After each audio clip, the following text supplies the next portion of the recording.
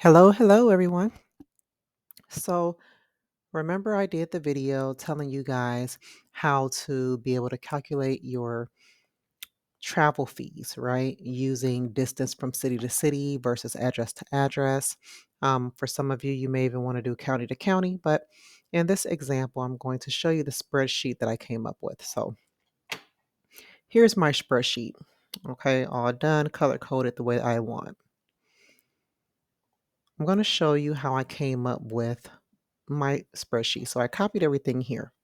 Now, when you go to the website that I gave you and you purchase your radius from your location spreadsheet, you're going to download it as an Excel. It's going to come up like this. It's not going to look like this. It's not going to have this column. It's not going to have this legend here that I put here. It's not even going to have the drive time in miles that I put here. This is my drive time. This is my drive mileage rate. So what I wanted to do was, instead of me having to type down all of these and input all of these figures, I used a formula. Okay, and so for those of you who use Excel, you understand what I'm talking about. For those of you who don't, unfortunately, I can't teach you how to use Excel, but I'm going to give you a formula that you could put in there so you could just drag this down and it will populate. So what I did was, in this column, when you first download the spreadsheet, it's going to say 0 hours and then it's going to say the minutes. But you can't have any words here in order to calculate a number over here. That's why it says value here, because that's an error. So what I had to do is I had to just put the number of minutes. Okay, now you see when the number was changed, well, when the cell was changed from having the words in a number to just having a number, it populated the correct number over here. The formula that I used was drive time, okay, which is C1 times drive time here. And then plus drive miles times the number of miles.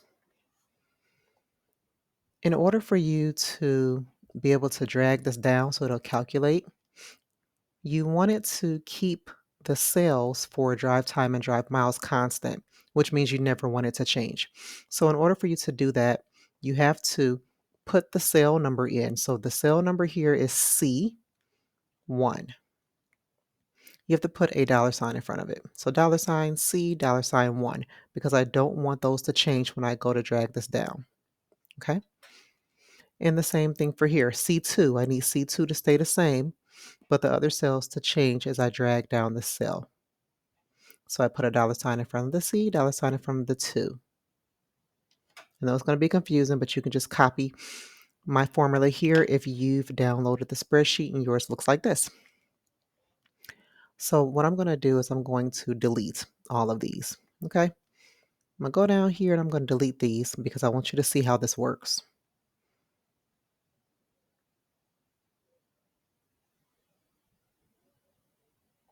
All right. Delete. When you first get your spreadsheet, this column is not going to be here. I added it. How did I add it? I right clicked here and just put insert. And when you do insert, it inserts a cell. Okay. Gonna go back because I don't want that like that. And then I named it travel plus drive time fee. Okay. So now that I have all of those deleted, I'm going to show you how this works. I put the formula into the cell here and it gave me $5. You see this little green box? If you hover your cursor over it, you can click it and drag it. And I'm going to drag it all the way down to the end of my spreadsheet. And it's going to calculate based on my formula every single city's drive time and mileage based off of my rates for those cells. Yeah, I know it takes a little while to get down there. And we're here. Look at that. When I let the mouse go, it calculated everything for me. And if you look here, C1 and C2 has stayed the same, but the other ones have changed. So This would be the drive time, that'll be the drive miles. So it changed as I would dragged it down. Of course, I'm gonna go back to my sheet here, and I think, yeah, I changed my colors. I have this color coded just for me because I wanted to make sure that I showed what was between 1 and 10, 11 and 20, and so forth. You don't have to do that. I'm just extra. But I wanted you guys to see how I was able to do that because I know you're thinking, okay, I got this spreadsheet. What do I do with it? Well, this is what I did. And then in this column here, I'm not sorry, this row, remember I needed to add a filter. So I just click here on the number so it will select all of these different columns. And I go up to here where it says sort and filter, and I click filter.